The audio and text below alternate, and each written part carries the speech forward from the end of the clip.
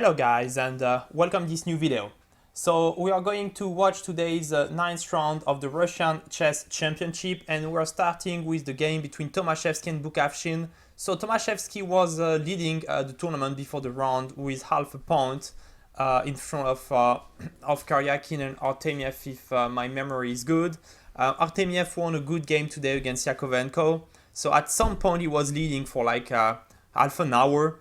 But we are not going to watch his game, we are going to watch the game of the leader Tomashevsky against Bukavshin. So Tomashevsky goes d4, d5, c4, e6, knight f3, knight f6, knight c3, c6, and bishop g5. So this is a pretty classical position here in the Declined Queen's Gambit. Here you have a few moves with black. You can play, so he went h6. I love to say the moves that was played first. So you can go here d4, pawn to e4,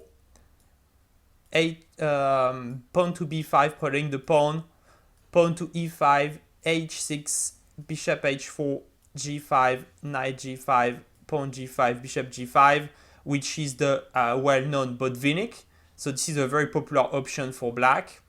You can also go knight b d7, which is met by e3, and queen a5, which is called the Cambridge Spring. Here black went h6. So after h6, there is a very popular move, which is, I guess, the Moscow variation. Bishop takes f6, which is met by queen f6 and pawn to e3. So this is the Moscow variation. This was a popular move in the late 90s, start of 2000s. And this move that was played, bishop h4, was supposed to be a refuted move by the time when I played this line with black. Though even if it was refuted, or I mean had the reputation to be a bad move, I always been annoyed when player plays that bishop h4, and some later it became popular as well. So the thing is that after bishop h4, pawn to c4, which is the game, pawn to e4, now black can play g5, and look at that, the bishop has to move away, because now if you take, you are not earning any material anymore, because I have time to play bishop e7 and you cannot pin my knight. So the bishop is forced to go backward, and when it goes backward, we now have time with white to play pawn to b5, and black is here a pawn up. But for this pawn up, so the good thing is that you have a pawn up, yeah, with black, but the bad thing is that white is, as said, sees the center with his two pawns, d4, e4, and all the black pawns are on the light squares, which means that all those dark squares might be weak at some point. And so this is the play. Like you have a pawn, but you give up the center, and you have some weakness on the dark squares. So bishop b7 here played, queen to c2, and here the move on my database most popular is knight b d7. He played the knight to h5, so knight h5 was moved. The most popular move is knight b d7, rook d1, queen b6, and h4. So this is like the most popular way to continue the game. But Bukavshin played what I believe is a novelty. Again, I'm missing some game of 2015 in the big database. But knight h5 didn't meet the move before. So the idea is to simply attack the bishop. I mean, because as I said, the dark squares are weakened. So you want to eat the dark square bishop. It makes a lot of sense. So black goes bishop e5, threatening the rook. Rook g8. And now a very typical move in those positions, pawn to h4. The idea is that this rook is a bit loose on g8. Like you see, sometimes it might be even attacked by the queen, coming to h7 to attack the rook. And opening the h file is always a good thing, because your rook might come also to h7 to penetrate the 7th rank. So h4, very sensible and typical move. Here you have, knight f4 was played. I watched a bit g4, which could have made sense as well to keep the position closed. Just analyze the bit, could have been made by knight h2, g3, the only way to save the pawn, bishop takes h5, pawn takes h2, rook takes h2, and here white won back its pawn, and I believe that the white position is really favorable. So to save the pawn, well, you don't want to take it, obviously, because it takes back. And you have to move your knight away, because when the pawn is going to take, your knight would have been threatened. So knight to f4, a logical move. White takes on g5, take, so opening the file. And now white is ripping off this knight of the board and push the pawn to d5. So as you see, the pawn to d5, the idea is simple. You have your king in the center, and pretty much all your pieces are on the 8th rank. While white, even if those pieces are not really aggressive for the moment, it's developed. It's just a move away from castling. This bishop might land on h5 at some point, the knight might land on e5. So we have a lot of good landing square for pieces. And so the logic in the position is to open up the center. Now, if black takes the pawn, white simply long castles. So now we threat this pawn and this pawn. Black might try to play d4 in order not to be just open up, because when you take on d5, then you take on e6, then the king is dead. Knight takes b5, and here the computer is not really sure. It gives a little advantage to white, but I like white very much myself, because all those pawns on the 4th rank are really hard to protect. So I believe at least 2 of them will fall. The rook might land on h7, as we said. Maybe at some point the pawn is going to e5, and we might bring someone on f6 or on d6. This is looking really good for white. And the king, you don't know where to put it. You can't long castle, you can't short castle. So all in all, the black king is weak, the pawns are weak. This is good for white. So logically, Bukavshin is not taking the pawn. He's playing knight d7. So he's trying to play knight d7, queen b6, and long castle, at least to get the king in a hideaway. So white long castles, logical move, queen b6, so one-on-one long castle, pawn e6, pawn e6. So now we opened up this diagonal and this file. Knight to d4, so you have no time to long castle, because you would lose your pawn. And you lose one, you lose 2 pawns. So no time for long castle, and black goes knight c5. So knight landing on the good square, looking at the pawn, looking at the d3 square, looking at the e4 pawn. This is clearly a good move. Here white played the logical and human bishop h5 check move, but he missed a very beautiful computer tactic. Of course, it's really hard to find it, and you will probably rarely see those kind of Tal genius tactics, or players like Shirov could have played that maybe. It's the move knight takes e6. And this move is really amazing. Look at that. I'm showing that to you because it gives you imagination to see tactics in your game. Look what's working here. Knight takes e6, okay, it's forced. Bishop h5 check. So king e7 is forced. And now pawn to e5. And the thing is that this queen is coming to f5 and to f7, and the king is surrounded by the white pieces. So I tried 2 moves. First of all, I tried rook d8, trying to exchange pieces and make traffic on the d file to counterplay. But just met by queen f5, threatening checkmate on f6 or on f7. Rook d3, trying to save the day. Queen f7 check, king d8, and we just grab the rook, and now we are an exchange up, and the king is still looking bad, and all the pieces are straightened. So okay, my try with rook d4 was not conclusive.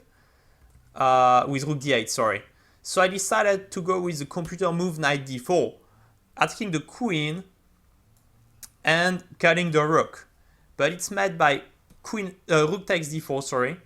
Queen d4, so we give up some material. Queen f5 now, so coming to threat the pieces. So black is a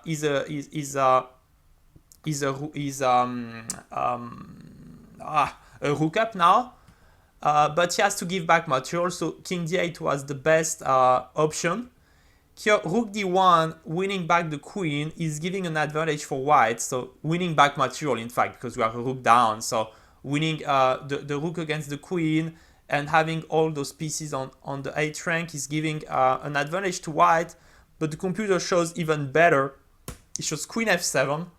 So we attack the bishop, we attack the rook, and we still threat rook d1.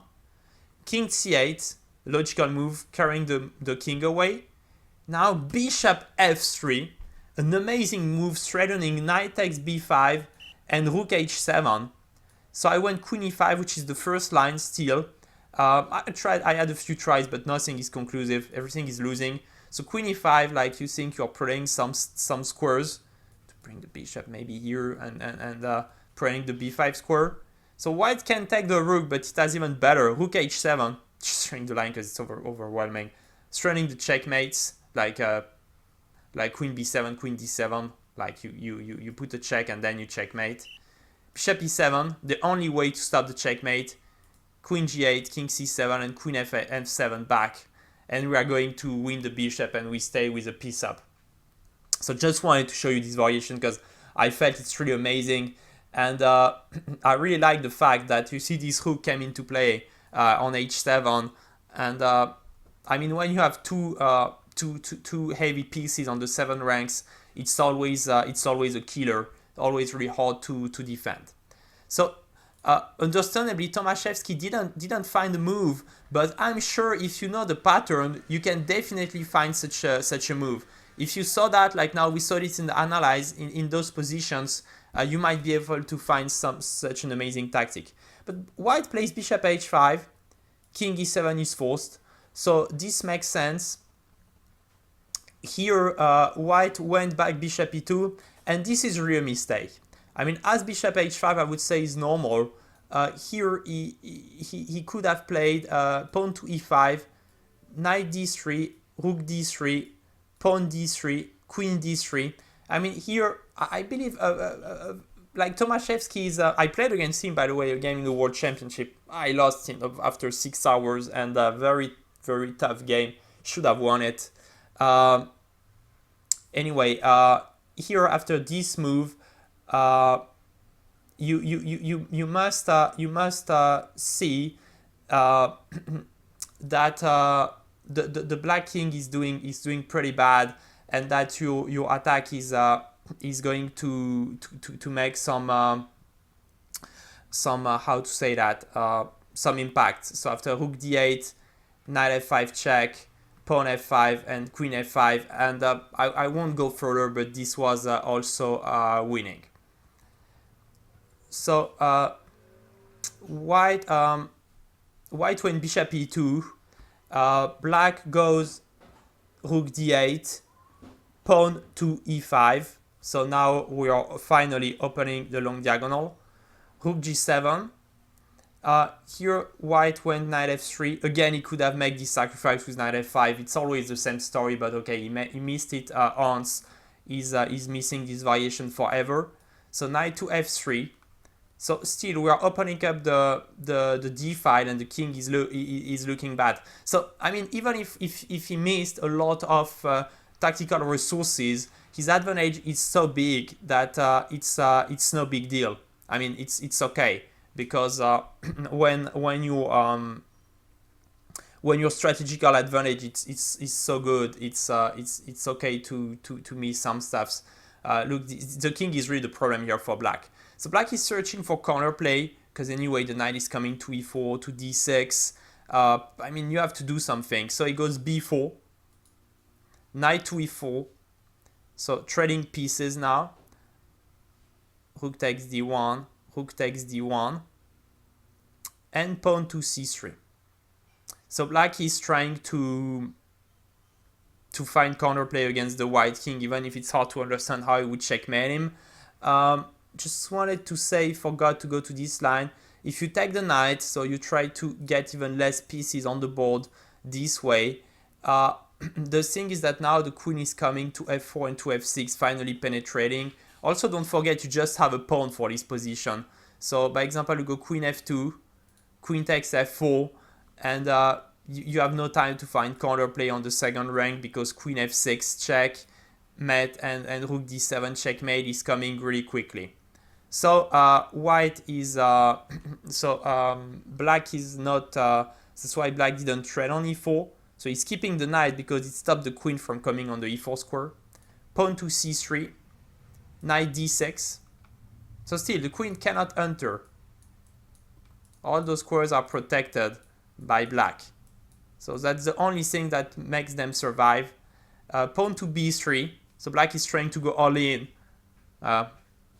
bringing 2 pawns in front of white king. So pawn takes b3, knight b3 check, king b1. But the thing is that the queen and the knight can't connect. The knight will need to be on another square, but it can't go to d4, it can't go to d2. All those squares are covered by the knight. And on b3, it's not restraining good squares. So pawn b2, and now bishop to c4. So straining to hit the knight, and also looking at the e6 pawn. Sometimes you might have like bishop e6, knight d4 check, and some kind of crazy tactics like that as well. Knight c5 coming back, knight to h4. So now we are trying to penetrate from the king side. If we take this rook away, it will be easier then to play rook h1, rook h7. Knight d7, attacking the pawn. Knight g6 check, king d8, knight takes b7, queen takes, so here if queen takes b7, knight takes f8, so king c7, knight to d6 coming back, so white is now a piece up.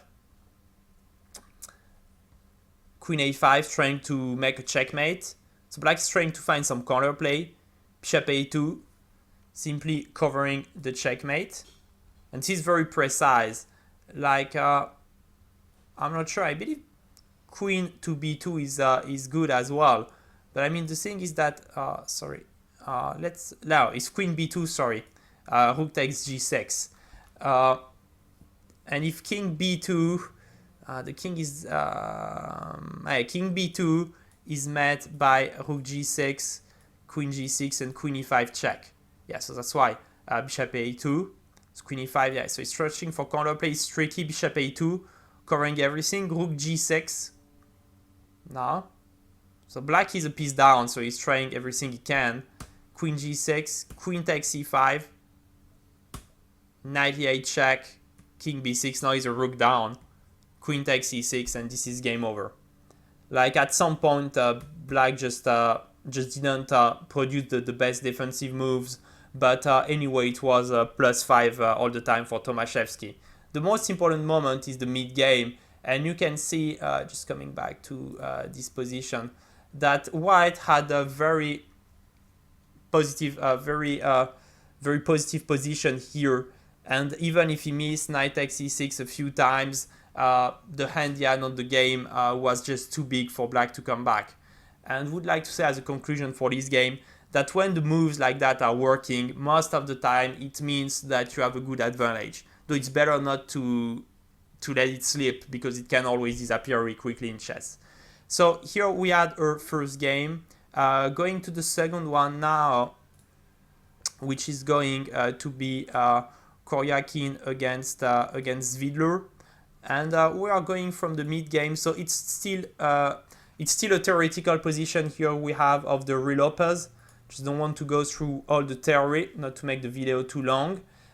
Here white goes h3, this is theoretical. Bishop takes, pawn takes, queen takes, still the theory. Knight g5 attacking the queen. Queen g3 check, king h1. You could not take the queen because the pawn is pinned. Queen h4, king g2. So you don't have any perpetual check. Knight f4, still theoretical. Bishop takes, pawn takes, knight f3. All that is still the theory. I'm just showing the game because it's pretty amazing. Queen g4, king h1. Still have game in the database. Rook fe8, rook a3. So they probably really deeply analyze those positions with the computers. So we cannot do anything better. But we go till this position still known. Rook c3, bishop to a5. This was still played. And here is the novelty. The move that was played before was rook c2. And somehow the e1 square is a bit unprotected, and it leads to some trouble with white. For white, I mean, it's unclear. It's not bad, it's not good, it's just an unbalanced, unclear position. But Koryakin plays a better move, rook c1, and I believe he's still on his computer's line, because he's just firing the first line of the computer pretty long.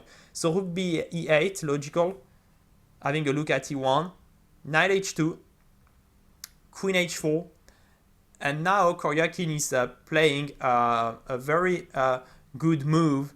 It's to bring back the knight to d4 in order to cover the important squares around the king. So somehow here it seems that the counterplay for black it's just not strong enough, and you are already playing only for 2 results, trying to somehow exchange some pieces, win another pawn maybe, and get the draw, as this white king is already safe.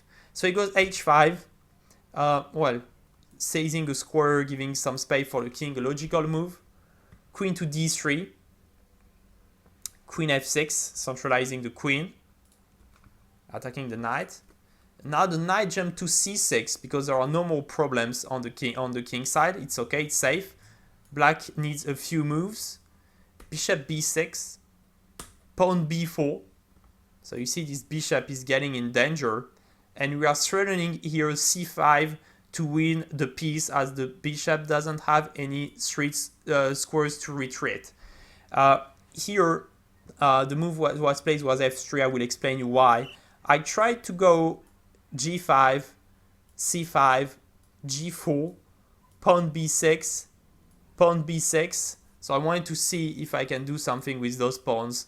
But after rook g1, I just can easily understand that black cannot push anymore the pawns, because white just going to take it, and it's really hard to see any checkmating patterns here for black. Two pieces is too much for that, for only 3 pawns.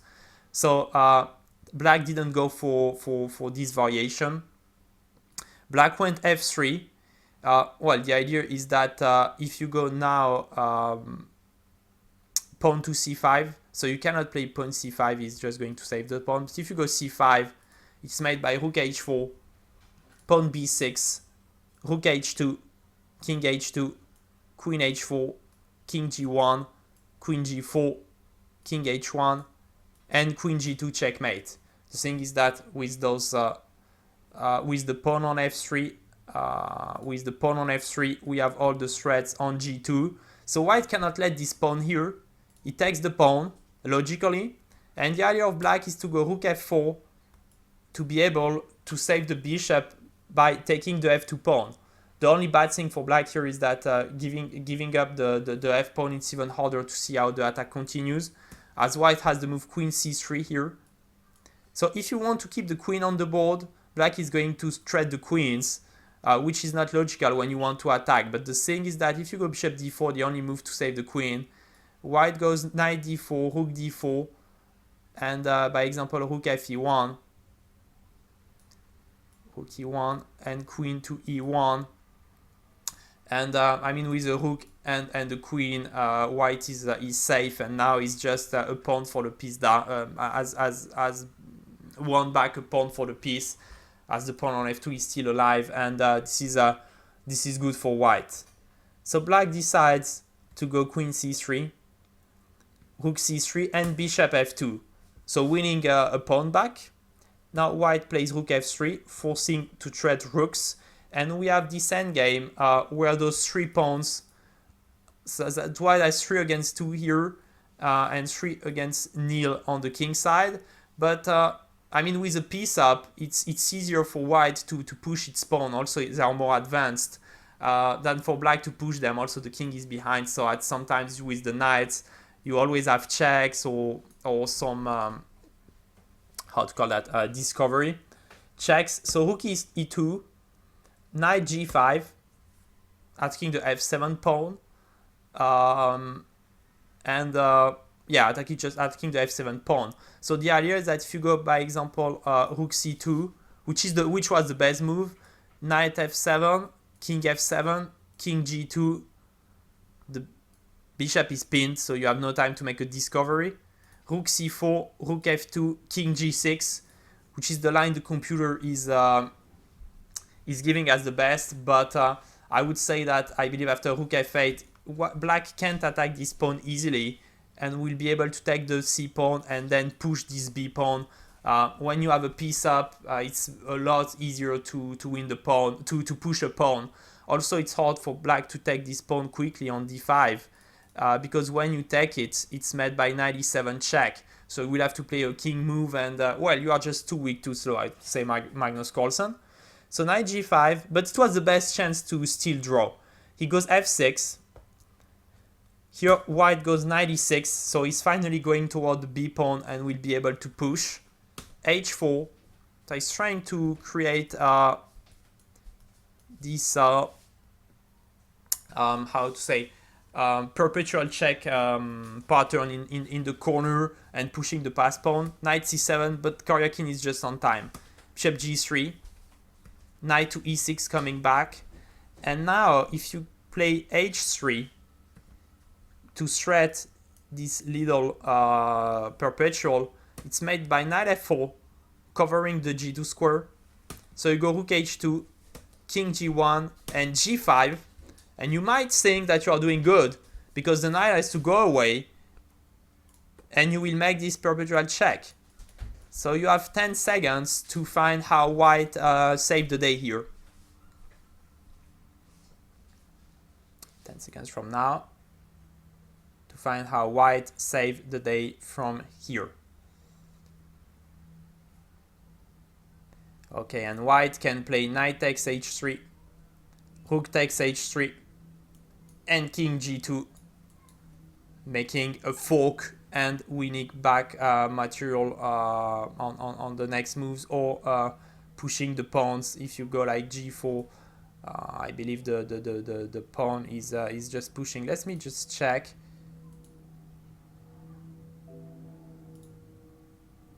Yeah, you can go just rook f6 here, and it's really hard for black to get rid of that, and the pawns are just pushing, like you are losing too much time here.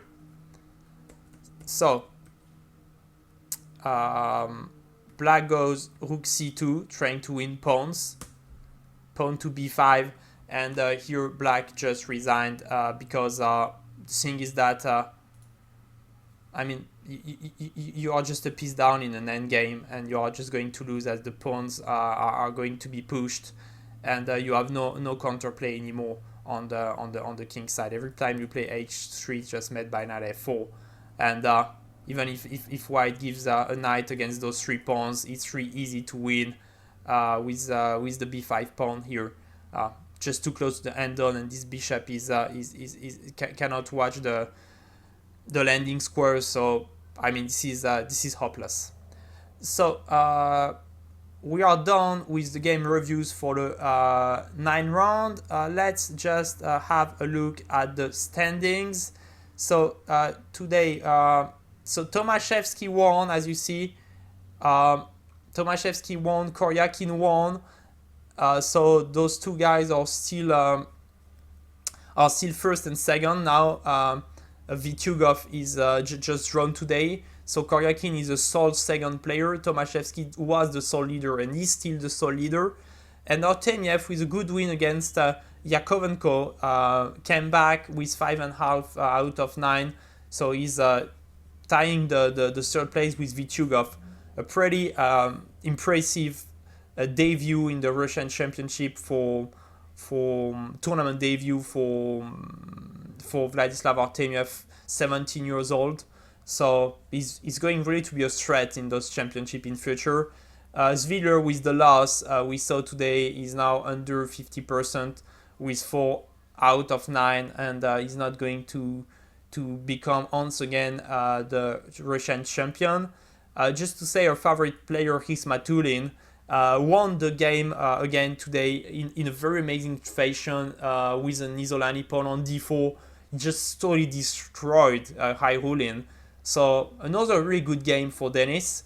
I'm pretty glad, because he's playing some entertaining chess, and it's always a pleasure to watch him play and to see him win. So it makes me happy to see he's on the 8th place, and maybe if he win even another game, he can even come back on 50%. So a good tournament for him with some real entertaining chess. So thank you guys again for watching this video. Was very happy to have you for this coverage. Only 2 more grands to go. So let's see, is Tomashevsky going to stay to become the Russian chess champion, or Koryakin? Interesting thriller for the 2 last rounds. Have a nice day. Bye.